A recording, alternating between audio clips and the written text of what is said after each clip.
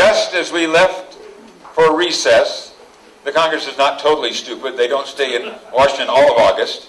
It's 100 degrees there, and the humidity's unbelievable. But nonetheless, just before we left, we passed a bill that involved an additional multiple billions of dollars.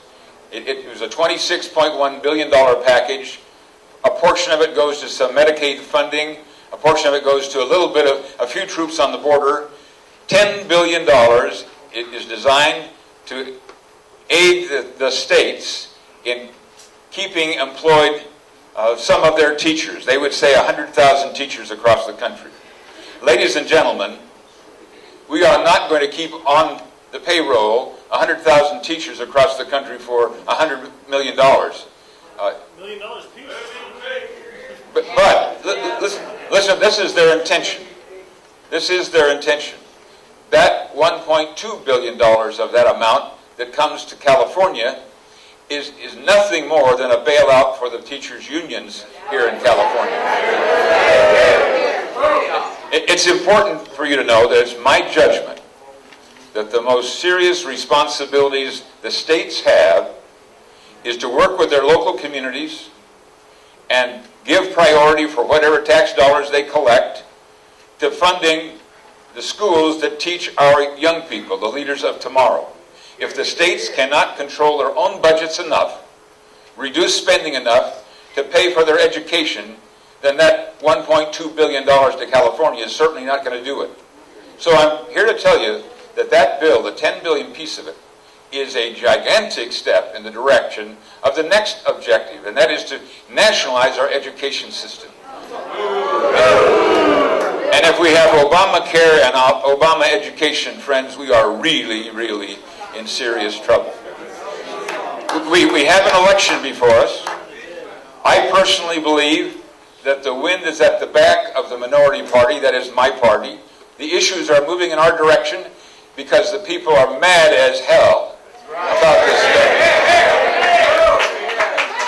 Now with that, we are not going to be successful at closing those ranks as much as we can unless people do an awful lot of what we were discussing doing earlier today. Volunteer out there and register people. We can get rid of Barbara Boxer if we register enough people out there.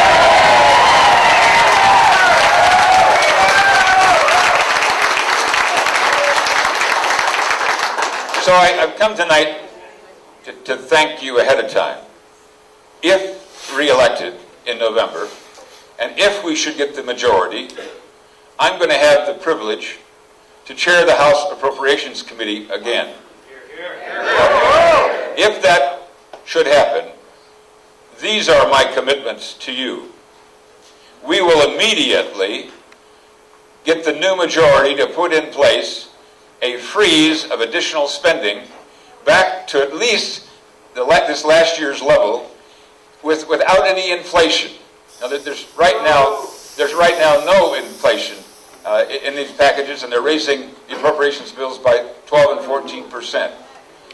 Beyond that, we'll insist that major responsibilities that are being taken over by the federal government will be, by way of defunding them, send back the responsibility to the states. The best government in this country is that government that governs least. And it should begin right here at home. It should begin with your school boards, your city council. Eventually, the state has to do some of this, but in turn, the federal government ought to take care of our national security, if they will, and leave much of the rest of it alone. So I'm ready to try to answer your questions if you'll bear with me. Come up here and sit down. You want me to sit down? Yeah, can we sit down with you? Ladies and gentlemen, you have absolutely no idea what an honor this is, and we're going to try to do something. Jerry, we have a small list of things. I don't know how we can do this, but we're going to spur the comments for you guys. They've got 50 questions here. The government's so far out of control on some of this stuff, we don't know how to answer. So if there's a way to do a short answer, and we'll let anybody else compound on it. We had an ad that ran that I write an honorable good friend. Honorable? Freedom! My right and honorable good friend. Jim Forsyth put together for an ad, and I had to run it because his heart is in this, even when he grinds me into pieces in our meetings. TARP, stimulus, bailouts, AIG, banks, Chrysler, GM, employment, foreclosure, redistribution, socialism, welfare, borrowing, debt, voter fraud, ACORN, unions, bribes, kickbacks, healthcare, card check, cap and trade, moratorium, border security, amnesty. Now, to that, if we said TARP, is there any end to this? There's a potential into it if across the country, groups like this will insist that they talk to their neighbors and friends, run registration drives, and the like. We can turn around this majority. And if we, I did not see 1994 coming when we got the majority. Right now I feel the wind at our back. If there's a new majority in the Congress, we can absolutely turn this back. Great. Hear, hear. The stimulus. Tell us something about the stimulus on, I mean, Obama wanted... Somebody just said that's what the Democrats said, and they are absolutely right. But we absolutely failed when we were in the majority to tell the American people where we were cutting back and eliminating programs and otherwise. We built the national defense after 9/11. But I personally was in a subcommittee where I cut every major program, housing, NASA, EPA, and otherwise, across the board. And we frankly got no credit for it, in part because we didn't do a very good job. It's not going to help. We have to get Okay, listen, one second. We're gonna come to it, but I think point is taken in that a lot of things that you do in government, I know this from being elected before, it's hard to do that, but where the stimulus bill was concerned, did Obama fail to get the votes that he needed for the next round? Was that right? The next round of stimulus he wanted to put out, he couldn't get the votes? Oh, wait. He has just passed this $26.1 billion package. That's kind of a first step. No, it's a first step towards a major stimulus bill he expects to put in place when we go back into Congress, assuming that he has the majority. And most of their legislation regarding appropriations is being held over until November for what is called a special session or a lame duck session. And they expect to push through a major redirection of all control and money being spent at the federal level. So it's not dead, and anything we can do to get other congressmen elected could tilt the scale for those votes? Well, it's across the country we need to do that. Tea Party, one way you could help, Tea Party has a candidate running against Harry Reid in Nevada.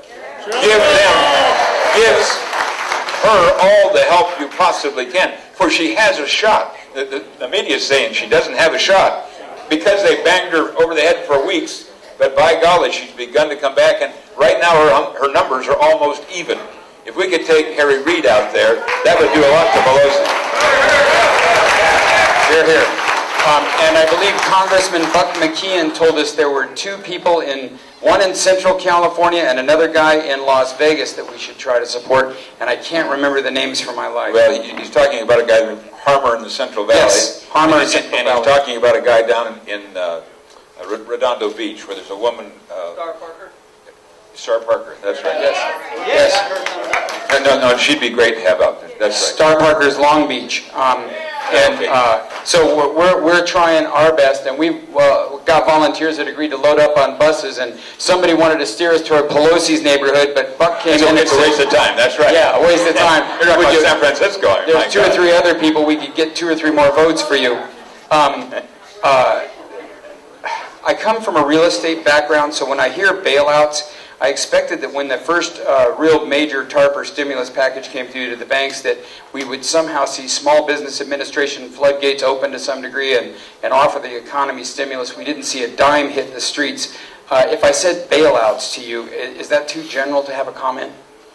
Well, bailouts, it's almost too general, but there's no doubt in every category we've got more money in the pipeline because of bailing out programs the Democrats love.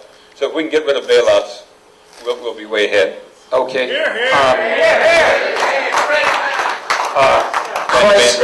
Chrysler GM, I gotta tell you, the one heartbreaker I got is, who in the hell kills Hummer and then sells it to the Chinese? I mean, I love the Chinese. These are cool people, man. But that's an American truck if there ever was one. But what would you have for a comment about Chrysler and GM?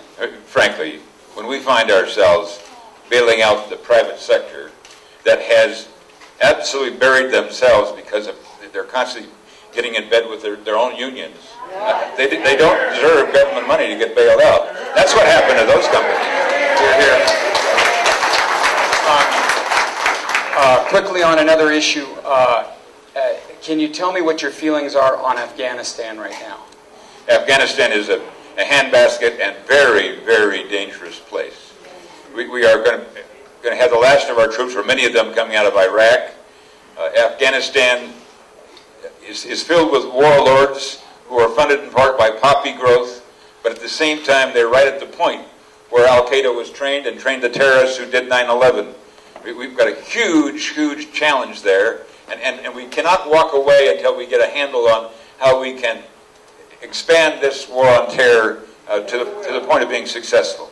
I got a quick question. I heard that the Soviets were giving Iran low-grade petroleum, and in a matter of days, they'd have it, and they can strip it down and make it greater and greater to the point where it's weapon grade.